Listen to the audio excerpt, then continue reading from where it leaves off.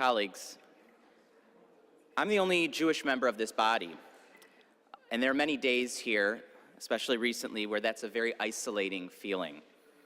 But I gladly take on the responsibility to represent the Jews in Michigan and to present this resolution marking Holocaust Remembrance Day, Yom HaShoah, to honor those who were annihilated by Nazis and their collaborators, resulting in the mass genocide of 2/3 of European Jews. To comprehend the magnitude of the Holocaust, survivor Abel Herzberg said, "There were not 6 million Jews murdered. There was one murder 6 million times." 6 million stories of murder. And I want to share with you 3 of them. About the murders of Avram Perl and Gittel Bukovsky.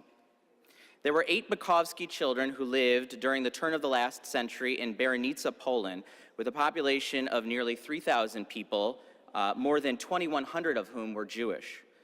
But the growing anti-Semitism around them caused 4 of the Bukovskys to seek a new life here in America.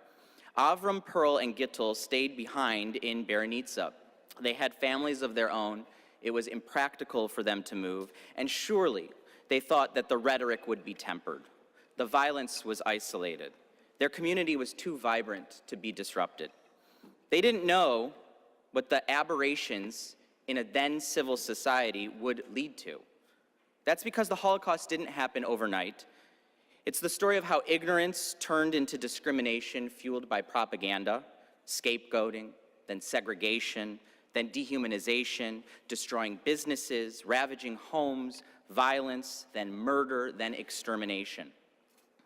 And on August 27th, 1942, Avram, Perl, and Gittel, and others among the remaining Jewish population in Berenice were forced from their homes, led into a forest by the Nazis, and were forced to start digging.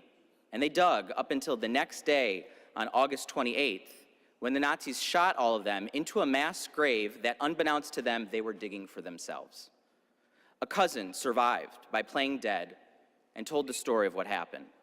The story of those horrific murders eventually reached the living Bukovsky siblings who had since settled in the United States, including their brother Joseph. Joseph and his family still faced anti-Semitism here in their new home country. The U.S. was hostile to Jewish immigration. Our government turned away Jewish refugees on the voyage of the damned. So to minimize the threat of any clashes, Joseph and his family changed their last name to Baker. His daughter, Helen Baker, met and married a man named Solomon Moscovich, whose family also shortened their last name to Americanize it during World War II. And Helen and Saul Moss were my grandparents. My great-grandfather's siblings faced gun violence fueled by anti-Semitism in Berenice, Poland in 1942, in the worst hate crime in human history. And today, there are families in this country whose parents and siblings and children face gun violence fueled by an anti-Semitic hate crime in Pittsburgh 6 months ago and in San Diego just last week. We commemorate Holocaust Remembrance Day each year because the Holocaust tells us of the consequences of what happens when we think the rhetoric will be tempered, that the violence is isolated, and that our vibrant community can't be disrupted. But Holocaust Remembrance Day is also a day of hope, that despite all of this, the Jewish religion and culture lives on. It lives on because a Bukovsky cousin survived a mass grave, which allows me to tell the story of Avram, Perl, and Gittel on the floor of the Michigan Senate.